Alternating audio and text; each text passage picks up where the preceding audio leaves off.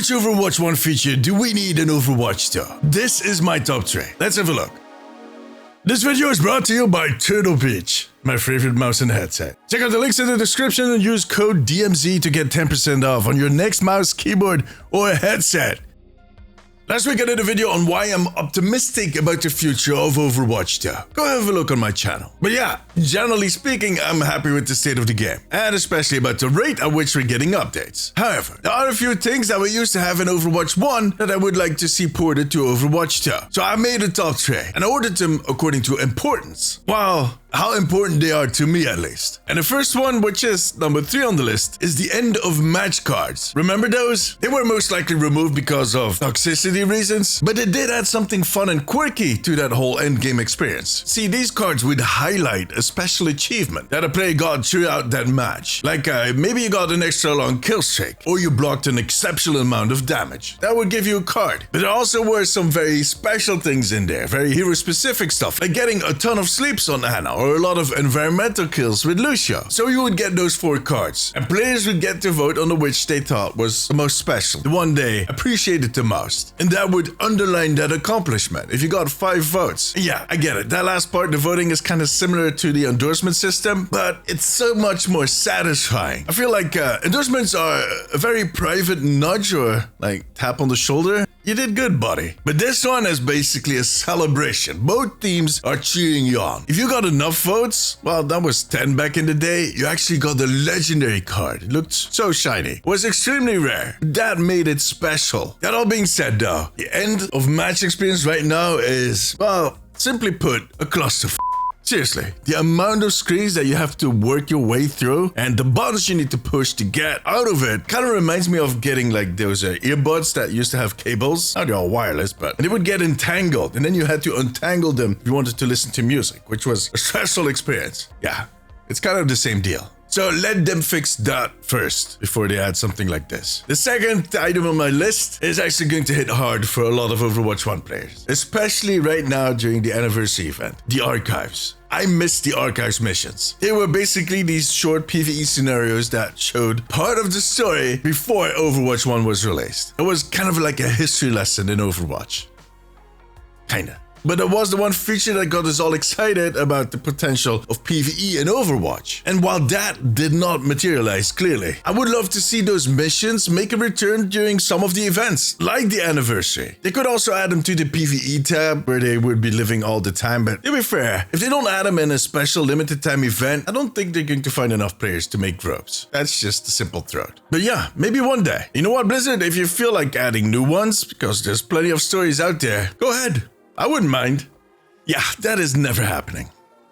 And then there's my number 1 item on this list, the most important one, animated shorts. And I'm not talking about pants, I'm talking about videos. I'm also not going to include all of the origin stories. Those don't count. I mean, I appreciate that, but I'm actually talking about those 8 to 10 minute videos, all high quality and narrative driven, that got us all hooked about Overwatch back in the day. I read a story once that the announcement of Overwatch at the BlizzCon back in 2014 was great, but afterwards the interest in Overwatch was not that big. The numbers were not that impressive. It wasn't until they started releasing those animated shorts that they all released before the release that the numbers started skyrocketing, that people got interested in Overwatch. And it makes a lot of sense. It's the characters, the stories, the relationships, those make Overwatch special. And the less we know about those stories, those relationships, and those characters, the more they just become tools, like in any other game. And that's not what we need. We need characters that we are invested in, that we care about, that we recognize ourselves in. Trust me, try watching all of those animated shorts that they released for Overwatch 1 in a row. There are definitely like playlists out there on YouTube. I challenge you to not shed a tear or not get any goosebumps. It's impossible. Unless you're a monster. The fun thing is that everybody has their own favorite animated short. Some people like the Reinhardt one, others like the Bastion one, there's the Genji and Hanzo one. And that is simply because we are invested in those characters. Now, since Overwatch 2 released, a whole bunch of new characters were added to the game. But apart from those origin stories, we don't know that much about them. So there's a lot of potential on the table, a lot of stuff to work with. And that potential that is lying right there and that they're not using right now is the thing that got me most upset when they canceled PvE. That was what I was hoping to see in PvE, those stories. New animated shorts would be the first step in bringing all that back. I mean, Sure, a whole series would be cool too. But the thing is, that takes so much time to produce. I mean, that would take at least 5 years for them to make a series like that, so.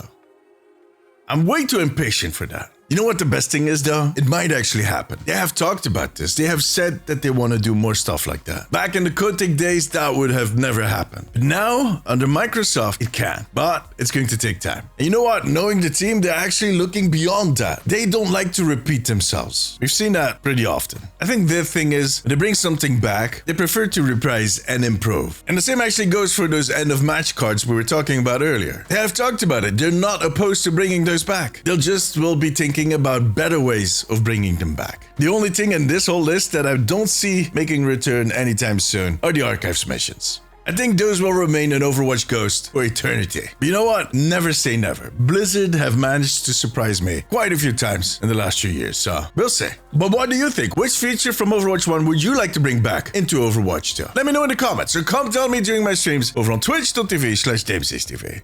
Come say hi. For now, however, that was it. If you like this video, give it a thumbs up. It always helps me out. I also want to thank my patrons and YouTube members. You too can become a member over on patreon.com/theomnicpost and right here on YouTube to unlock exclusive rewards. If you have a few minutes left, maybe check out one of my other videos. But above all, take care of yourself, take care of each other. Bye bye.